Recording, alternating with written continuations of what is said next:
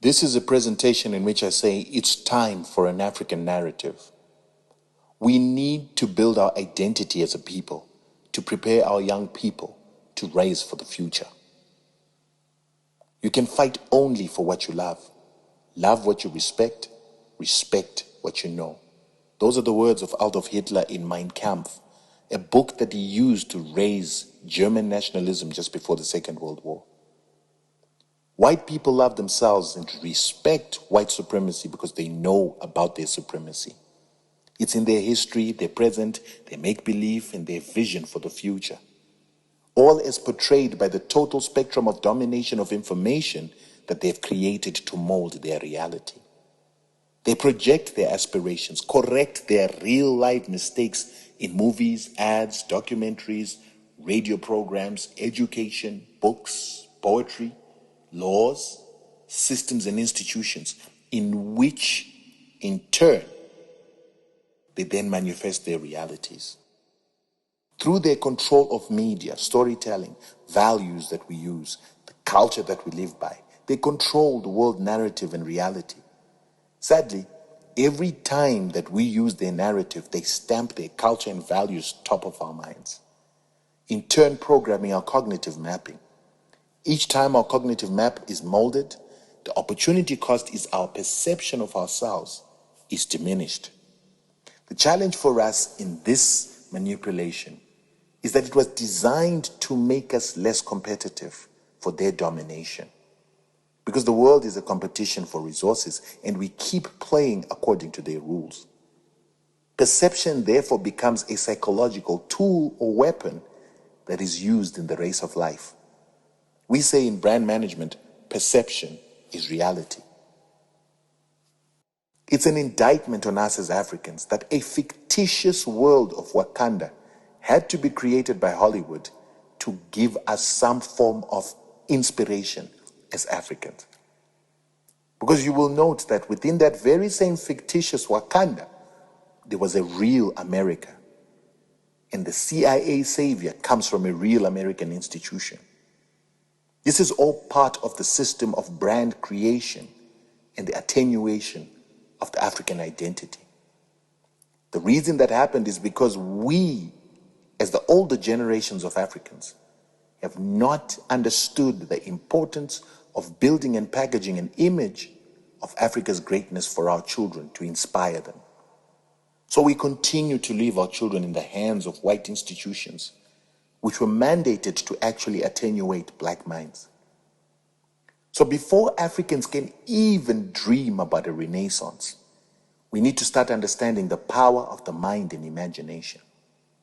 We have to start afresh and package our values, culture, inheritance, write and rewrite our own history, so that we can package it and give it to our children as a reference point to build self-love, confidence as they move into the future. History is the lens we use to see into the future. For through history, we shape the future. As Africans, we need to remember that we are a great people. Greatness is in our DNA. Our ancestors built the pyramids. They taught the world to read and write. They created irrigation systems, started agriculture, created paper, and the first universities. We must use this heritage to build the esteem of our children, to grow their personal pride, lift their self-confidence, while using that to build a race identity and common interest. The biggest deficiency in African culture is our lack of awareness of our history, our inability to articulate our historical achievements and our contributions to humanity. Yet what's ironic is we are a culture of storytellers. It's counterintuitive. Therefore, most African nations are built on the premise that their history only starts with the arrival of the white man. Most black people's history starts with slavery, colonization, as if we didn't exist before the arrival of the white man. As a result, in their minds, we are slaves, colonized people who were advanced by whiteness. This is why we don't believe in ourselves and why our kids have no inspiration from Africa. This is why our people have no confidence to create, because they think they are not capable. However, the facts are, we civilized the world. We invented the first writing systems 3,000 years before Christ, while Europe started writing only 1000 BC. We invented geometry, architecture, astrology, which is what we use to build the geometrically aligned pyramids in Egypt, Sudan, Ethiopia.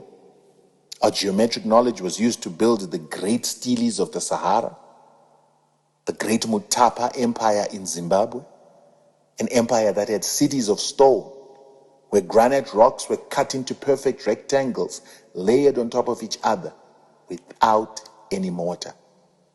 Ashanti gave the world gold that built Cairo, Baghdad, Constantinople into the biggest cities of the time, where all the gold was flowing back from Europe as they came to buy from these big cities.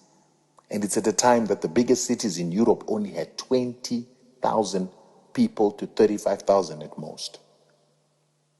The biggest university, and the one that still exists, and the first university, was built at that time in Egypt too. All this information says that Africa built the world. But this is information that's not sitting in the hearts and minds of Africans. So what use is it? For while our people don't know their history, the white-owned media is telling them that they didn't exist when Jan van Riebeeck got here in 1652. It says we can't farm, so that's why we need white farmers to feed us. We are corrupt, hence we need supervision from white people. And we can't own commercial banks or run businesses. But all in the while, the richest man on the continent is a black man called Dangote in Nigeria. Worth $15 billion. He's got more money than even white monopoly capital in South Africa. He's following in the footsteps of Jaja Opobo and the palm oil families of old. And he made his billions despite Nigeria enduring a century of colonization. He banks his money in blackout banks, operates in a country where MTN South Africa makes its greatest profits, and the country is governed by black politicians. It's time we controlled the narrative in the minds of our people. Yes, we don't own much media, but we have a big advantage. Access to the most effective instant communication platforms that reach our people instantly and intimately. As people who come from a culture of storytelling, it comes without saying that we must speak to the souls of our people through rich content stories, using visual, text, audio, and graphic.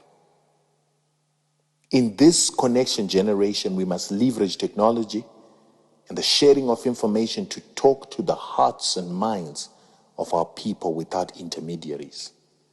Our people are under hypnosis, mind control. It's our responsibility to reverse this possession and mental occupation through smart counsel, interesting communication. Besides telling history, we must educate our people through knowledge about how the world works and how it's a competition between races. We need to simplify complex concepts and package them simply for our people to understand. Things like how slavery and colonization were the worst forms of corruption and crimes against humanity must be a given.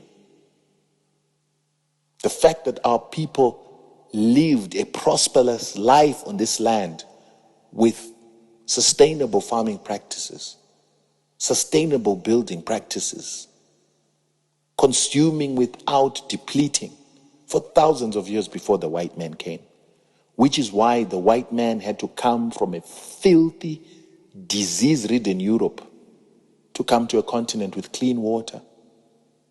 Animals are not depleted, trees are abundant, clean air and health. And only on the arrival of the white man do we start to see the depletion and the filthing of our environment. We need to teach our people how the Constitution has legalized European pillage by using European laws, systems, conventions, values, and cultures, while ignoring our customs, values, and laws. And yet the laws that are supposed to prevail in our continent and our countries is supposed to be the law of the majority. But what is most important about this endeavor is that we must remember that we're competing with the biggest companies that have huge budgets, skills, and resources, like NASPA's huge 1 trillion rand largesse. But to dominate the share of mind, we must beat them at their own game. We must be more creative, informative, have captivating content that reaches people in the palm of their hand and evokes their emotions before they get contaminated by mainstream media. So I'm appealing to our rich African business people to invest in a project in which we start to digitize the history and heroes of Africa. It is sad that the history of the Khoisan exists in books that were written by white men. Mutapa is superseded by the fictional creation of Sun City. It boggles my mind how when you Google the city of Benin, you only see scant information and you see nothing on Jaja of Opobo. Yet we say that Africa must leapfrog into the fourth industrial revolution. But how do we do that without content? This is the information age, but we're not creating digital information, digital content. With what shall we lift our youth and their spirits?